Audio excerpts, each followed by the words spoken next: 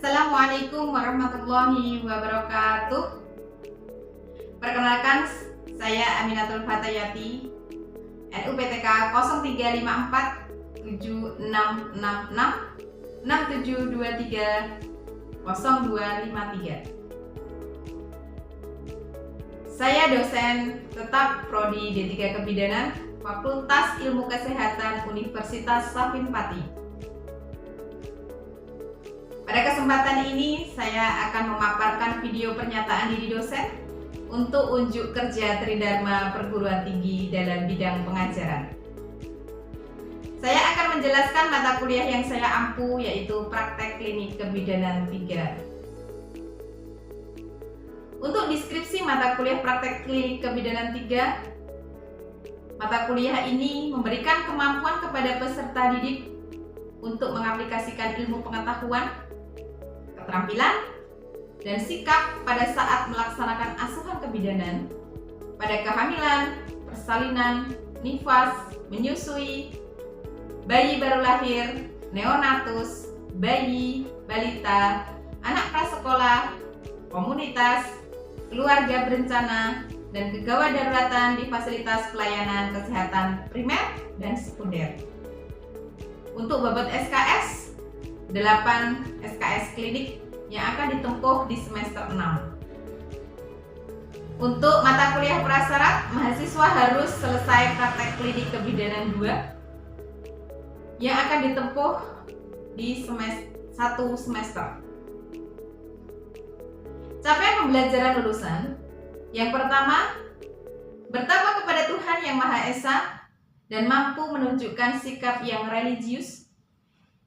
Yang kedua, menunjukkan tinggi nilai kemanusiaan dalam menjalankan praktik kebidanan berdasarkan agama, moral, dan filosofi kode etik profesi serta standar kebidanan. Yang ketiga, menguasai tentang konsep bidang kebidanan dan komunikasi efektif sehingga dapat melakukan asuhan kebidanan di tatanan pelayanan kesehatan. Yang keempat, mampu kerjasama, berkomunikasi, berinovatif dalam memberikan asuhan kebidanan. Yang kelima, menguasai prinsip dan teknik asuhan kebidanan, konsep teori, patofisiologi, asuhan kebidanan komplementer. Yang keenam, mampu mendokumentasikan, menyimpan, mengamankan, dan menemukan kembali data untuk menjamin kesahihan dan mencegah plagiarisme. Capaian pembelajaran mata kuliah: memberikan asuhan kebidanan pada kehamilan, persalinan, nifas, KB, neonatus, bayi baru lahir, balita, anak prasekolah, komunitas, kesehatan reproduksi secara mandiri, serta memberikan asuhan kebidanan pada kegawat daruratan maternal dan neonatal. Untuk sub capaian pembelajaran mata kuliah, mampu memberikan asuhan kebidanan, kehamilan, persalinan, nifas, neonatus, bayi, balita, anak prasekolah sesuai standar mutu yang berlaku dengan kode etik profesi. Mampu melakukan deteksi dini kelainan pada kehamilan, persalinan, nifas, neonatus, bayi, balita, anak prasekolah, dan penanganan kegawat daruratan maternal, neonatal, serta melakukan rujukan kepada profesional yang relevan. Mampu melakukan edukasi dan konsultasi tentang fungsi, manfaat, komplikasi, efek samping, dan tata cara penggunaan kontrasepsi, baik oral, suntik, alamiah, AKDR, implan, kepada masyarakat pemangku kepentingan yang relevan. Mampu melaksanakan pelayanan kontrasepsi, baik oral, suntik, kondom, alamiah, AKDR, implan, sesuai standar mutu yang berlaku dengan kode etik profesi yang mempertimbangkan aspek budaya setempat. Mampu mencatat, mendokumentasikan asuhan kebidanan sesuai sistem rekam medis yang berlaku. mampu berkomunikasi baik secara verbal maupun nonverbal dengan perempuan, keluarga, masyarakat, serta teman sejawat untuk meningkatkan kesehatan ibu, anak, dan keluarga. Mampu melaksanakan promosi kesehatan reproduksi yang sudah dirancang oleh institusi, mampu melaksanakan upaya pencegahan infeksi dalam asuhan kebidanan, mampu melaksanakan pelayanan maternal neonatal. Untuk metode pembelajarannya, yang pertama adalah CAS method, pemecahan masalah dengan pendekatan student center dan critical thinking, team based project, small group discussion, dan praktik. Dengan metode tersebut, mahasiswa akan terangsang untuk belajar. Mahasiswa akan berpikir kritis dan memecahkan masalah di dunia nyata.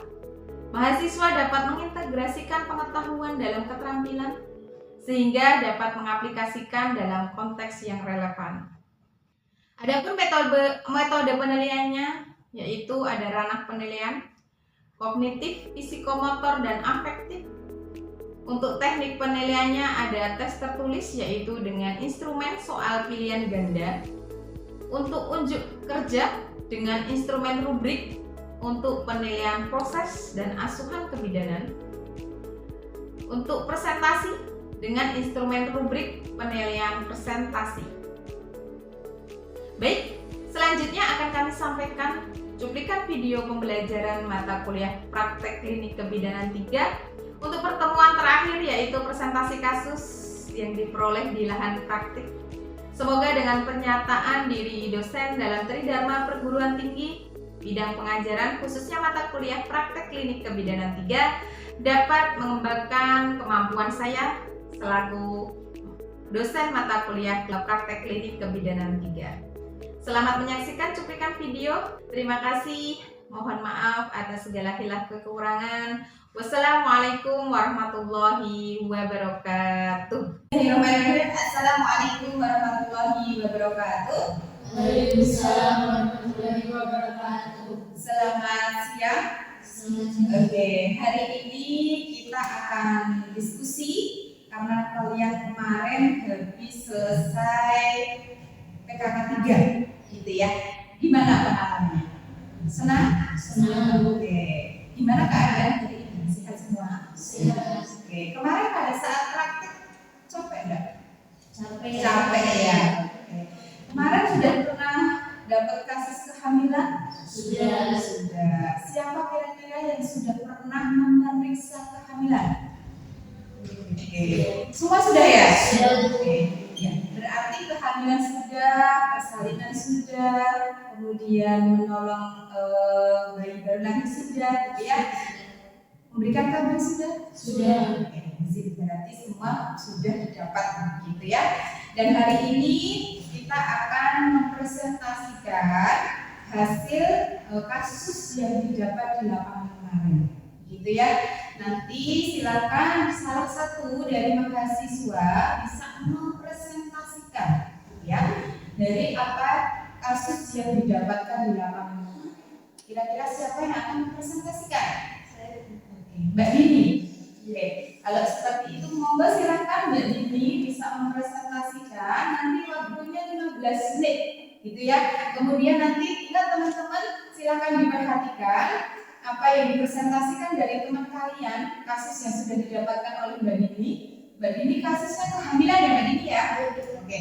Nah, nanti silakan diperhatikan, silakan ditulis, silakan disampaikan. Kalau misalnya ada pertanyaan, kalau misalnya tidak ada pertanyaan, berarti nanti dari Bu Amin akan memberikan evaluasi kepada kalian. Gitu ya? Oke, siap Mbak Dini? Oke, silakan 15 menit waktu kami memberikan kepada Mbak Dini. Presentasi.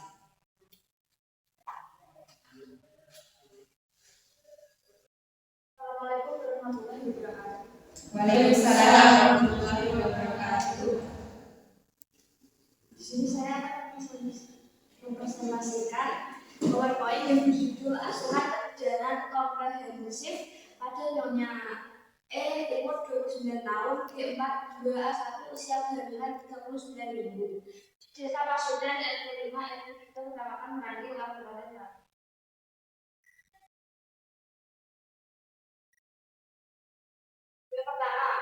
latar belakang sendiri, yaitu kematian ibu dan bayi masih banyak terjadi di negara berkembang sebesar 99% AKI dan AKB telah melampaui target yaitu AKI 22/100.000 kelahiran hidup. Yang kedua, di Indonesia jumlah kematian ibu terdapat 4.005 pada tahun 2002 dan meningkat menjadi 4.129 pada tahun 2023. Yang ketiga, jumlah kasus kematian ibu di Kabupaten Pati pada tahun 2023 sebanyak 18 kasus. Hal ini mengalami kenaikan dibandingkan jumlah kasus kematian ibu tahun 2022 yang terbanyak 13 kasus. Faktor penyebab utamanya adalah tingkat pelayanan antenal, status gizi hamil, tingkat keberhasilan KIA dan KB, serta kondisi sosial dan ekonomi. Asuhan kebidanan secara komprehensif melalui upaya promotif, preventif, kuratif, hingga rehabilitatif. Selanjutnya, hasil studi pendahuluan. Studi pendahuluan dilakukan dari tanggal 16 Januari 2025 sampai 20 Mei 2026 di PKD Desa Pasuruan, Kecamatan Merangkil, Kabupaten Pati. Didapatkan jumlah ibu hamil ada 25 orang. Di antaranya trimester 3 ada 5 orang, trimester 2 ada 5 orang, trimester 1 ada 15 orang. Salah satunya adalah Nyonya E bertempat tinggal di Desa Pasuruan dan bersedia menjadi pasien dengan kehamilan yang tidak memiliki resiko. Untuk berikutnya. selanjutnya masalah. Bagaimana asuhan kebidanan komprehensif pada Nyonya E umur 29 tahun G42A1 usia kehamilan 39 minggu di Desa Pasuruan RT 5 RW 2 Kecamatan Merangkil Kabupaten Batu. Tujuan memberikan asuhan kebidanan komprehensif pada Nyonya E di Desa Pasuruan RT 5 RW 2 Kecamatan Merangkil Kabupaten Pati mulai dari masa kehamilan, bersalin, nifas, bayi baru lahir, dan keluarga berencana dengan asuhan kebidanan komprehensif.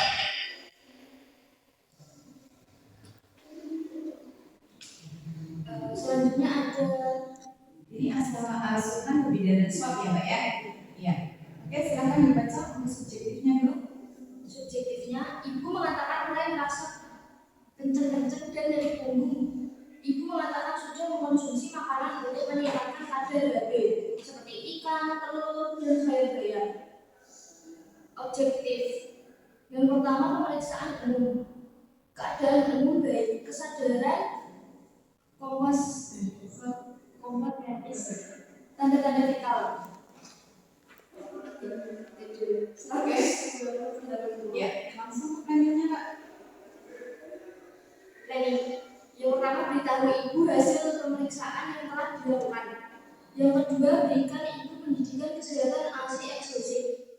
Yang ketiga, berikan ibu pendidikan kesehatan tentang tanda-tanda persalinan.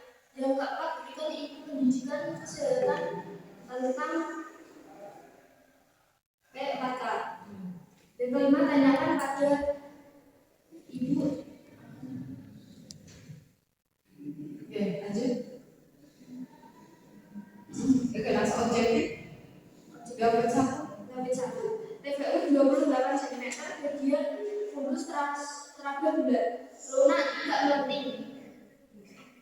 Lambik 2. Kanan teraga keras, tajam seperti papan.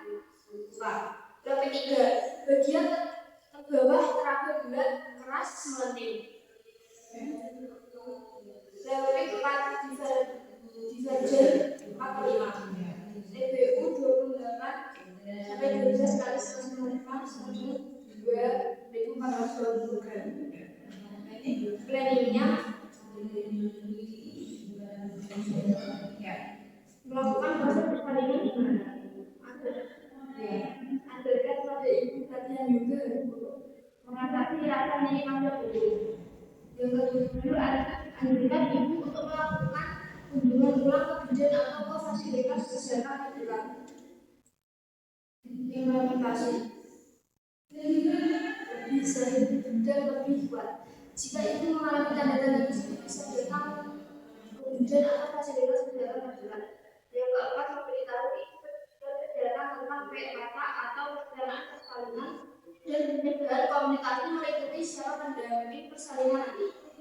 pada jaminan kesehatan nasional dan siapa penolong persalinannya. Persiapan dana atau biaya tambahan untuk biaya persalinan. Siapkan fotokopi KK, KTP, keperluan ibu dan bayi dan menyiapkan anggota keluarga.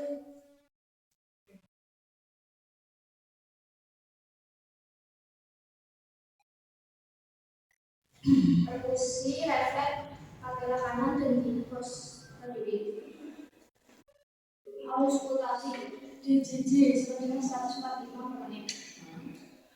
Implementasi yang menemani saat terjadi pendarahan pada itu menyiapkan kendaraan yang akan digunakan untuk mengantar ibu ke fasilitas kesehatan saat proses persalinan. Yang kelima, menanyakan kepada ibu ingin melakukan proses persalinan. Yang keenam, mengajari ibu latihan yoga hamil untuk mengatasi rasa nyeri dan punggung. Yang ketujuh, mengajukan ibu untuk melakukan dengan ulang saat minggu berikutnya, atau jika ibu ada keluhan bisa datang ke bidan sebelum waktu kunjungan ditentukan. Evaluasi, mampu melakukan sendiri, ibu bersedia untuk melakukan kunjungan ulang saat minggu berikutnya atau jika ada keluhan. Sekian presentasi dari saya.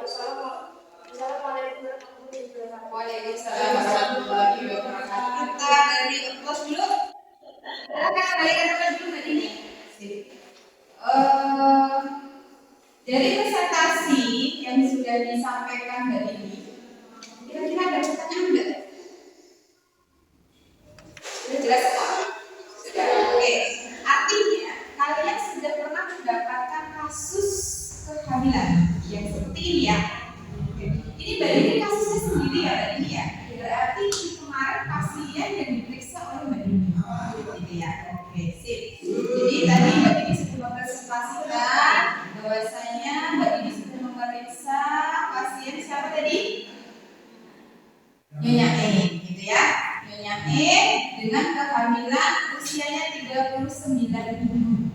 Artinya ini sudah masuk trimester 3, gitu ya. Tadi planningnya banyak sekali, gitu ya. Ada yang kurang nggak kira-kira? Coba dilihat planningnya. Oke. Planningnya kalau Bu Amin lihat itu masih ada yang kurang. Kira-kira apa? Kalau trimester 3 berarti sudah masuk ke masa persalinan. Kira-kira ibu boleh nggak menyiapkan sesuatu yang akan dibawa ke rumah sakit? Boleh ya.